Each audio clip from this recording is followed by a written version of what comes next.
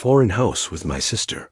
It's a 2-floor house, a mother-daughter house, meaning it has 2 kitchens. My sister takes the downstairs. I take the upstairs. My sister isn't home a lot because she often stays with her boyfriend, who lives 20 miles away. Like I said, I'm 30. I shouldn't let being home alone ever freak me out, but admittedly, sometimes it does. This happened on a night that I was home alone in my living room watching a scary movie. My part of the house is an open layout, so the living room, dining room, and kitchen are all one big space. My couch is in the middle of the space, so as I watch TV on the couch, my back is to a large part of the room behind me.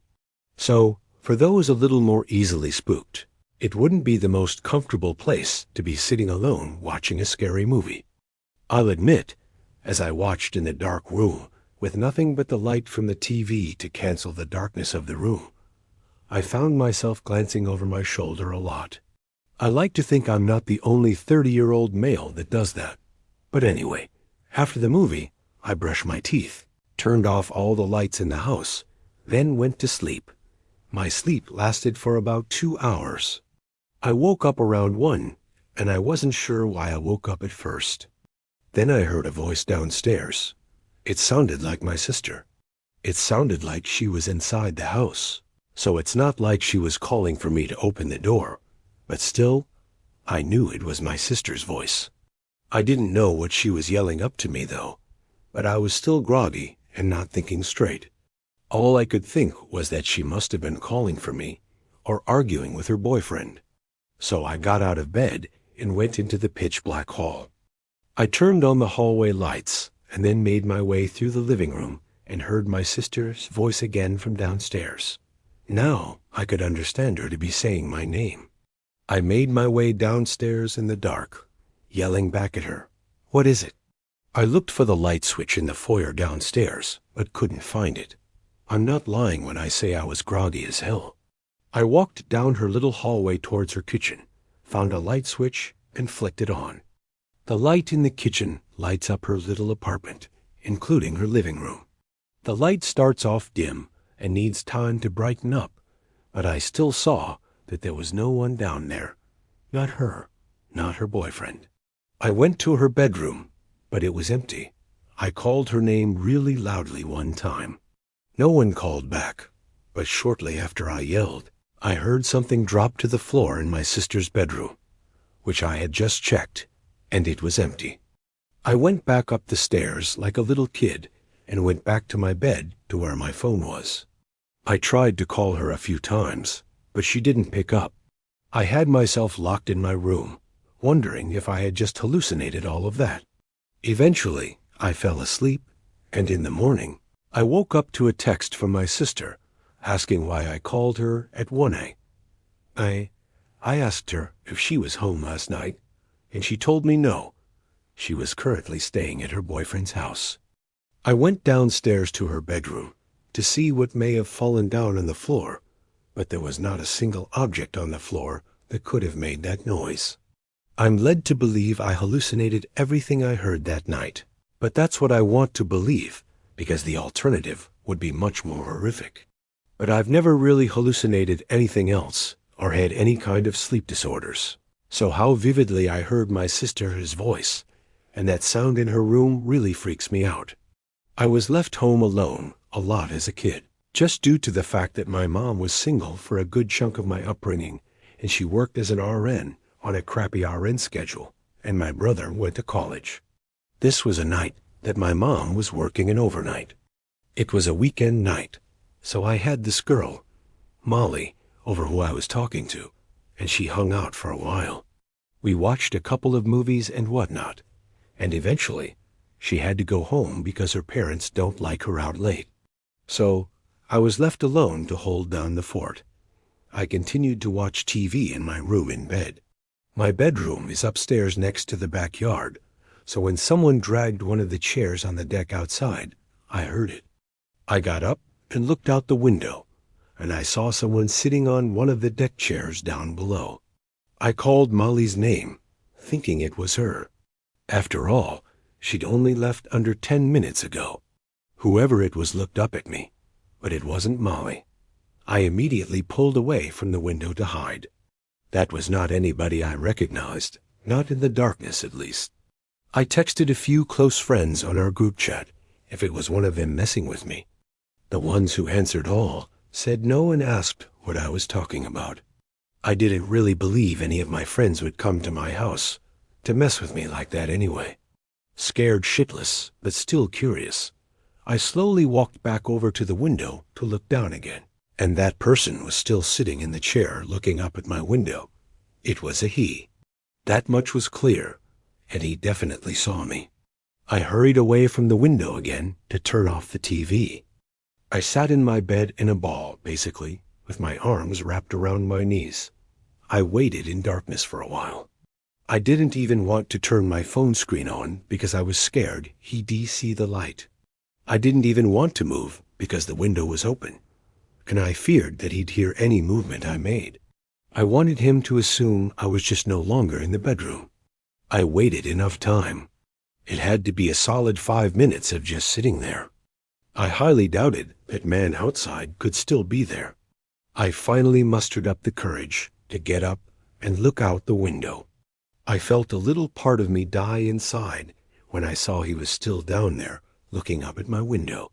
Instead of running away from the window again, I tried to be brave and said down to him, "What do you want?" I then noticed his shoulders started to go up and down as if he were laughing really hard, but he didn't make any kind of audible laughing sounds at first. Then I heard a slight whistling sound coming from him. It seemed like he was laughing so hard that he was wheezing.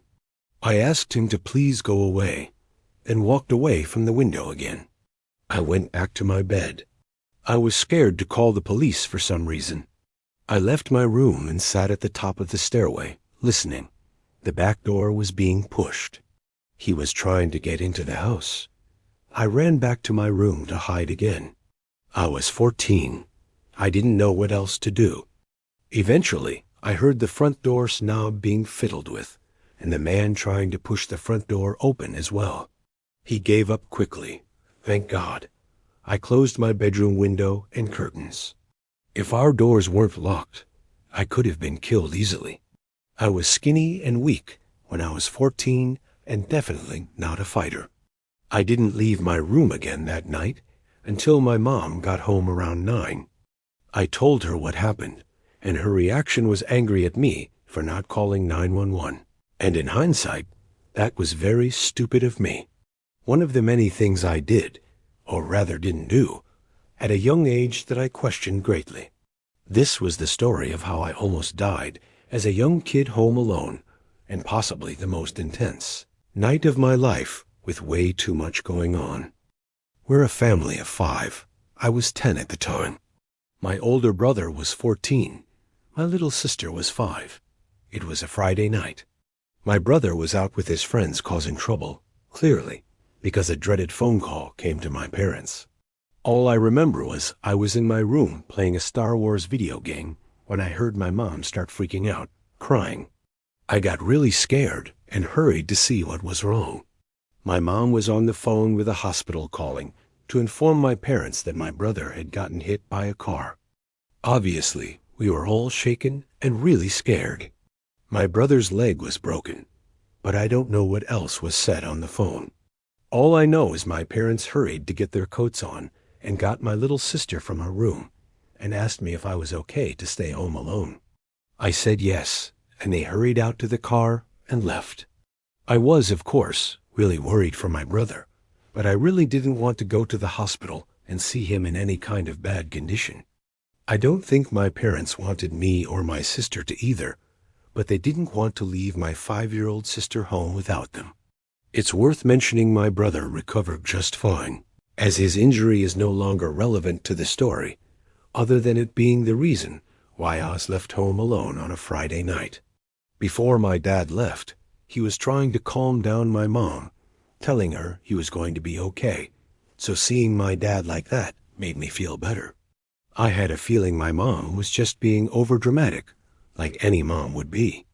I continued playing the Star Wars game for a couple more hours when I heard the front door open.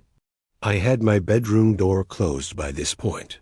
It was easily past midnight and past my bedtime, so I turned off the TV and PlayStation and crawled into my bed with my Game Boy. I tried listening to hear my parents' voices, maybe hear if my brother was with them, or just hear what they were saying, but I didn't hear anything. After a few minutes of not hearing them even come up the stairs, I had a feeling something was wrong. I went to my door and quietly opened it, then walked over to the ledge and banister that overlooked the living room. The lights were off, but there were 3 tall people standing in my living room. They weren't my family. I was so petrified that I was frozen for a second before I could quietly walk back into my room and shut the door as quietly as I could in my trepidation. But it wasn't quiet enough, and I knew it. They had to have heard the door click shut, even if just slightly. I hurried to my closet door, opened it quietly, stepped inside, and shut the door. I had myself sitting behind a bunch of the boxes and bags of clothes that were stuffed in my closet. I was actually pretty covered from view. There was a short period that felt like forever that I was anticipating my bedroom door opening, and it did. And at that moment, I knew I was going to die. I heard footsteps walk into the room. I couldn't tell how many people. It may have been 1, it may have been 2. I heard the footsteps move to my bed, and I heard my covers being played with, then silence, and more footsteps towards the closet door, then silence for a few seconds, and then the closet door opened. My heart was in my throat by this point. All I did was sit quietly and hold my breath. The door was open for a really long time, but I didn't look up, I didn't move. It had to be a good 20 seconds of silence before the door closed again. Footsteps walked away from the door, then out of the room. I finally looked up, and I just realized from where I was crouched down behind the bags and boxes, I may have been visible to that person. It wasn't until probably an hour that I heard my parents return. I ran downstairs to them. The front door was left ajar by the people who broke in, and they had stolen a number of valuables from our house. It was a night that just went from bad to worse for our family. My parents were in such a rush when they left for the hospital that they apparently didn't even lock the door. I was lucky to have not been killed or kidnapped. I look back now and really wonder if the person who opened the closet and just stood there for 20 seconds saw me hiding in there. Maybe he was just a guy that came to rob a house, not to kidnap or hurt a child. Or maybe he just didn't see me, and I just narrowly escaped death or injury. I was home alone for an entire week one time, when I was still a teenager living with my parents, which was a rare occasion since my parents don't go out a lot. My mom's rich friend, Patty, invited my parents on a trip that she was paying for. I'm an only child, so I was left alone in the house. We lived in Newark, Ohio, which is in Licking County. Yes, our county was actually called Licking County. My parents' old house had woods in the backyard and was on some quiet road that only a few cars would pass per day, usually. We had a huge deck in the backyard overlooking the woods and a decently large backyard. We even had a little fish pond and above-ground swimming pool. This was on a Thursday night. I remember because I had conversations with friends about plans for the weekend that day. This was in July of 2013. I was out on the deck smoking weed with my speaker playing music. That's about the time it started. I thought I heard a voice from out in the woods. I lowered the music and listened for a little bit. It didn't repeat, so I raised it back up. When the music was loud again, I heard a voice from out in the woods again. This time, I turned the music off completely and listened for longer. There was a voice calling from the woods again, confirming I wasn't just hearing things. A male's voice saying, "Hey, over here." He was kind of distant, but not too far. The woods were anywhere from 20 to 30 yards away from the deck, and that's where the voice was coming from. I didn't think in a million years it was someone calling out for me, though. Rather, maybe just some kids playing manhunt or something. The voice called out again, "Hey, over here, we need help." This time, I realized the voice was too deep to be a kid. And when a voice yells out, "We need help," obviously, that'll always be slightly concerning. I was getting a little bit uncomfortable now, because now I was questioning if these yells were directed at me. Now I heard the voice yell, "Straight in front of you, please come help us." And the voice was coming from straight in front of me in the woods. Now I had a feeling this was directed at me. I reluctantly called back, "Who is that?" And they responded, "We just need help. We're stuck in the woods." I called back, "What does that mean?" Then the voice replied back, "Just please come help, straight in front of you." I got out of my seat, walked down the steps of the deck onto the grass, and proceeded towards the woods. I called out, "I'm coming. Where are you?" The voice replied instantly, "Right in front of you. I see you."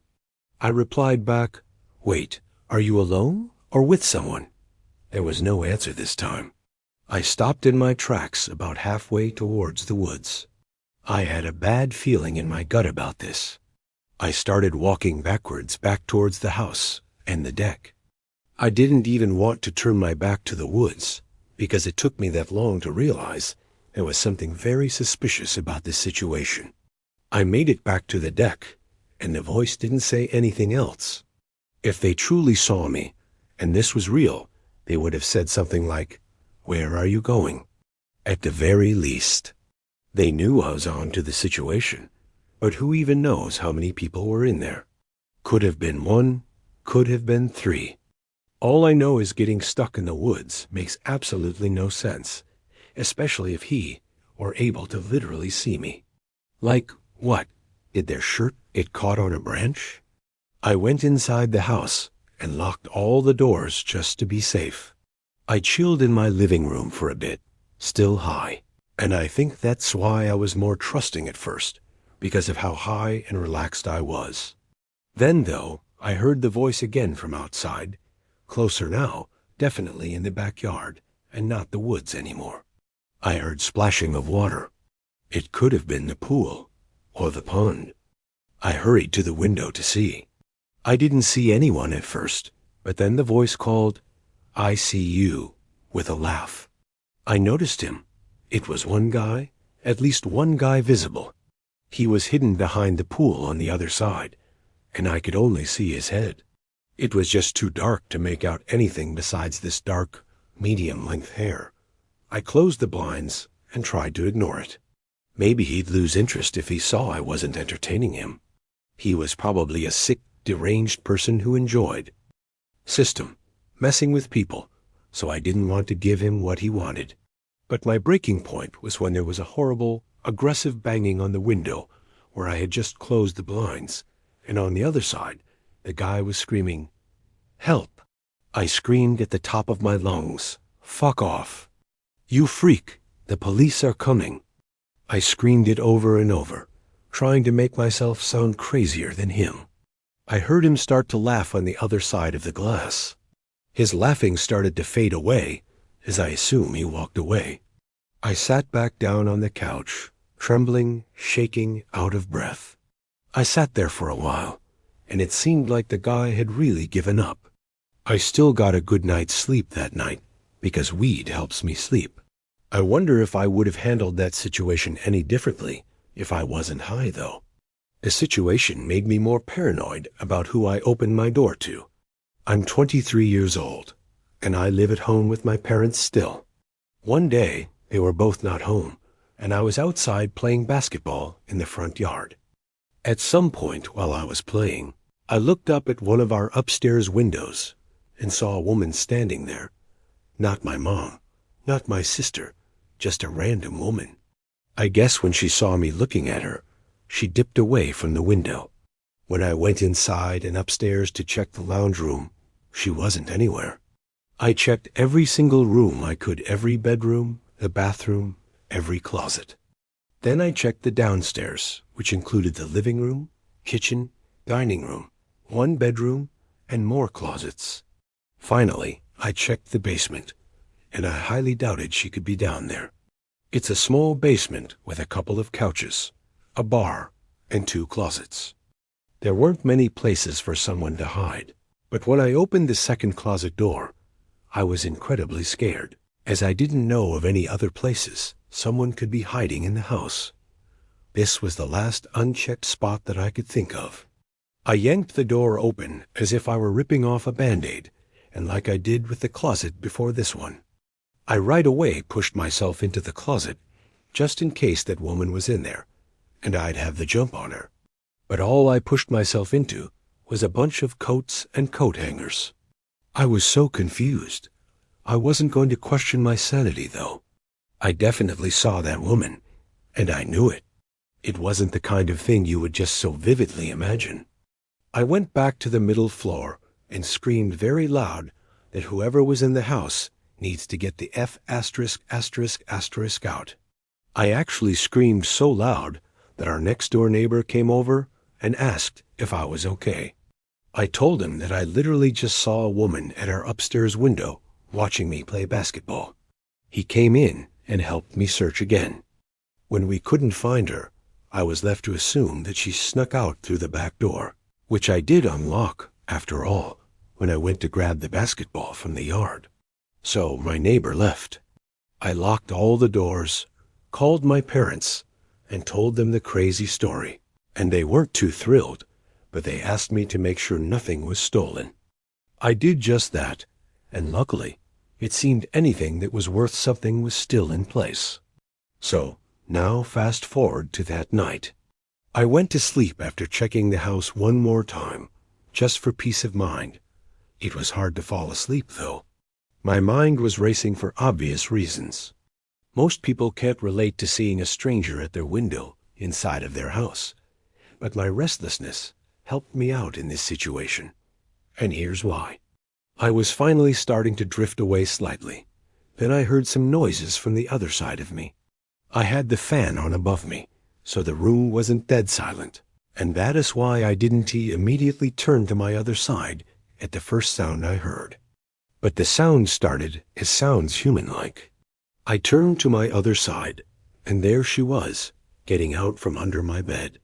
She stood up tall above the bed, and I screamed so loud, louder than earlier, before I jumped out of my bed and tackled her to the floor and had my hand around her throat, asking her who she was. My doorbell rang my neighbor again. I picked the tall, dirty-looking woman up off the floor and dragged her to the front door with me as she struggled and scratched at me. I still have 2 scars on my right arm from her claws. I opened my front door to my neighbor again, and he let himself in and helped me restrain the woman. This was when I called the police. The whole time we waited for the police, the woman was screaming and cursing at my neighbor and me, threatening us too. The best way to put it, she looked and acted like a meth head currently suffering from withdrawals. When the police arrived, one of the officers knew exactly who the woman was. They had dealt with her multiple times before. Her name was, conveniently, Karen. It was satisfying to watch her be brought into the back of the police car. I let my neighbor know how grateful I was for him coming so quickly to help. And that night, my mind continued to race, but instead of being completely freaked out, which I still was a little, I felt this overwhelming feeling of satisfaction, and I can't fully explain why.